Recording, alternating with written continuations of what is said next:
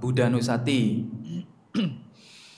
iti piso bagawa arahang sama sam Buddho wijacarana sampano sugato lokawidu anuttaro purisa dhamma sarati satta dewa manusanam Buddho Bhagawati.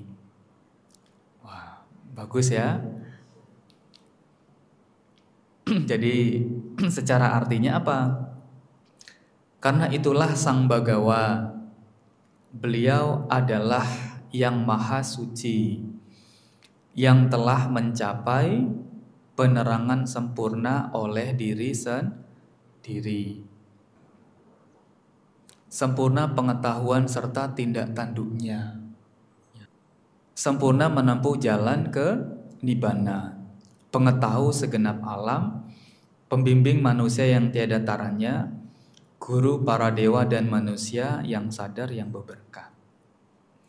Jadi kita sebagai umat Buddha ini meyakini bahwa ada satu sosok yang sudah mencapai pencerahan sempurna oleh diri sendiri. Beliau sempurna dalam pengetahuan dan tindak tanduk. Beliau sempurna menempuh jalan ke Nibbana, sudah tuntas pengetahu segenap alam. Beliau mengetahui 31 alam kehidupan, bahkan bukan hanya surga dan neraka. Ya, beliau mengetahui semua alam. Ya, ada alam peta, alam asura, alam niraya, alam dewa, alam Brahma dan yang lainnya. Pembimbing manusia yang tiada taranya, guru para dewa dan manusia. Jadi beliau bukan hanya guru bagi kita manusia, tetapi juga guru bagi para dewa. Nah, ini yang kita yakini. Ya, Tiratana yang pertama adalah Buddha. Beliau adalah sosok yang sempurna, yang sudah tuntas, yang sudah suci, yang sudah berhasil merealisasi Nibbana. Dan beliau adalah teladan kita, guru kita. Sama Sang Buddha tidak hanya satu.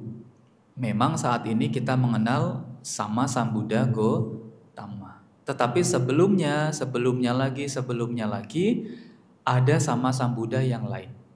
Ada sama Sang Buddha di Pangkara, ya, ada sama Sang Buddha Konagamana, ada sama Sang Buddha Wesabu dan yang lainnya. Hanya saja seorang sama Sang Buddha tidak bisa muncul secara bersamaan dalam satu momen. Bahkan sampai ajarannya ini habis atau hilang, selama ajaran sama Sang Buddha sebelumnya masih ada, belum muncul sama Sang Buddha yang baru. Hanya setelah sama Sang Buddha yang lama telah parinibbana, ajarannya sudah juga telah dilupakan, baru bisa muncul sama Sang Buddha yang baru. Ibaratnya tidak bisa muncul dua matahari. Ya, jadi sama Sang Buddha ini bukan hanya satu-satunya. Kemudian sama Sang Buddha ini bukan menciptakan Dhamma. Jadi ada Buddha, yang kedua adalah Dhamma. Dhamma ini bukan diciptakan oleh Sang Buddha. Dhamma ini ditemukan kembali oleh sama Sang Buddha. Setelah ditemukan kembali, diajarkan kembali kepada para dewa dan manusia. Kenapa? Karena tadi sama Sang Buddha bukan hanya satu, tapi ada sama Sang Buddha yang terdahulu. Dan apa yang diajarkan oleh sama Sang Buddha sekarang, sama Sang Buddha yang terdahulu, dan sama Sang Buddha yang akan datang, yang diajarkan adalah sama, yaitu Dhamma. Jadi ibaratnya beliau menemukan kembali dan mengajarkan kembali Dhamma. Apa sifat luhur Dhamma? Swakato Bhagawata Dhammo Sanditiko Akaliko Ehi Pasiko tadi. O Panayiko Pacatang Weditabo Binyuhiti. Dhamma telah sempurna dibabarkan oleh Sang Bagawa. Sang Buddha telah membabarkan ini Dhamma dengan tuntas, dengan sempurna. Sang Buddha membabarkan Dhamma selama 45 tahun. Itu sebentar atau lama? Itu lama sekali. Ini Romo Yitno ngajar berapa tahun? 35 tahun. Wah, masih Sang Buddha lebih lama 10 tahun. Ya, dari umur 35 tahun mengajar 45 tahun sampai beliau parinibbana umur 80 tahun. Ya, Romo Yitno saja muridnya sudah banyak. Nah, ini barangkali di antara Bapak Ibu pernah jadi muridnya Romo Yitno. Ya, bahkan udah punya anak. Ya, ibaratnya udah muridnya udah punya anak, udah jadi kakek guru. Ya, sama Sang Buddha juga 45 tahun itu sudah mengajar banyak sekali. Bahkan kalau kita mau baca Tipitaka, buku kumpulan jilid Tipitaka itu kalau dikumpulkan, dicetak kurang lebih banyaknya 1 lemari. Nah, ini Parita Suci ini hanya cuplikan kecil ya dari ajaran Sang Buddha yang diajarkan selama 45 tahun. Dhammapada ada 423 syair, itu sebagian kecil dari ajaran Sang Buddha. Jadi Dhamma telah diajarkan dengan tuntas, dengan sempurna oleh Sang Bhagawa. Terlihat amat jelas.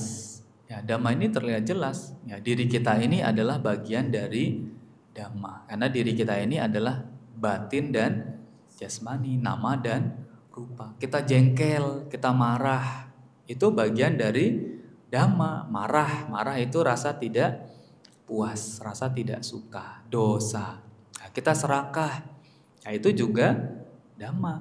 Ya, artinya apa? Ketidakpuasan, ya ini berawal dari keserakahan. Tidak bersela waktu, ya. Jadi kalau maga dan pala ini tidak bersela waktu secara singkat. Mengundang untuk dibuktikan. Jadi ehipasiko. Jadi jangan percaya begitu saja, direnungkan, diteliti, dipraktekkan, baru kita bisa menarik kesimpulan. Patut diarahkan ke dalam batin. Dhamma ini bukan untuk menjadi polisi keluar. Ya. Tidak untuk jadi pengawas. Tidak untuk jadi supervisor. Kita sudah belajar Dhamma, Bapak Ibu nanti 1 bulan ikut SPD, bisa dapat banyak Dhamma, bukannya untuk praktek diri sendiri ke dalam batin, tapi malah sibuk praktek keluar batin, artinya untuk mengawasi, menilai, menjudge orang lain. Wah, ini perilakunya tidak sesuai Dhamma, rajin meditasi tapi suka marah-marah. Ya, gitu. Kita jadi polisi misalnya. Melihat orang, bukannya Dhamma itu untuk praktek ke dalam, malah jadi untuk mengawasi yang di luar. Ya, ini bahaya. Dhamma ini untuk praktek ke dalam batin. Dapat dihayati oleh para bijaksana dalam batin masing-masing. Ya, betul, Dhamma ini untuk perkembangan di dalam batin masing-masing. Baru ya bisa dibagikan kepada orang lain. Kemudian yang ketiga, Sangga. Siapa Sangga? Sangga adalah orang yang mempraktikkan Dhamma ajaran Sang Buddha. Jadi mereka yang punya keyakinan teguh, mantap, meninggalkan kehidupan rumah tangga, masuk ke dalam komunitas Sangga, menjadi biku. Zaman dulu menjadi bikuni. Ya, menjadi samanera, samaneri, atau zaman sekarang ada atta silani. Tetapi yang disebut sebagai Sangga ada 2. Sangga biku dan Sangga bikuni. Sangga siswa Sang Bhagawa telah bertindak baik. Sangga siswa Sang Bhagawa telah bertindak lurus, telah bertindak benar, telah bertindak patut. Ya, intinya mereka terpuji secara perilaku dan juga ucapan dan perbuatan. Mereka adalah 4 pasang makhluk, terdiri dari 8 jenis makhluk suci. Arya Sangga ini adalah orang yang sudah mencapai Sotapanna, Sakadagami, Anagami, dan Arahat. Nah, dibagi lagi, ada Sotapanna, Sotapati Maga, Sotapati Pala, ya. Kemudian seterusnya, jadi totalnya ada 8. Jadi 4 pasang makhluk, 8 jenis itu artinya 4 tingkat kesucian. Itulah Sangga Siswa Sang Bagawa. Mereka dikatakan patut menerima sajian. Jadi makanan yang Bapak Ibu berikan itu sesajian. Sesajian bagi yang masih hidup kepada Sangga. Patut menerima suguhan. Patut menerima persembahan, amisa puja, jatuh pacaya dan sebagainya. Patut menerima penghormatan. Dan juga Sangga dikatakan sebagai ladang menanam jasa yang tiada taranya bagi makhluk dunia. Inilah 3 mustika ya, yang menjadi keyakinan kita sebagai umat Buddha. Ya, Buddha, Dhamma dan Sangga, atau Buddha Ratana, Dhamma Ratana dan Sangga Ratana. Nah, ini menjadi 3 mustika yang disebut sebagai Tiratana. Kalau di daerah Halong sana di Kalimantan Selatan, di satu kecamatan, nama wiharanya ada wihara Dhamma Ratana, ada wihara Sangga Ratana, juga ada wihara Buddha Ratana. Jadi mungkin dulu Bante yang membina ya punya visi ya, bahwa ada permata Buddha, permata Dhamma dan permata Sangga. Kalau di sini di Karimun Buddha Ratana, tapi Dhamma Ratana, Sangga Ratana di Kepri belum ada.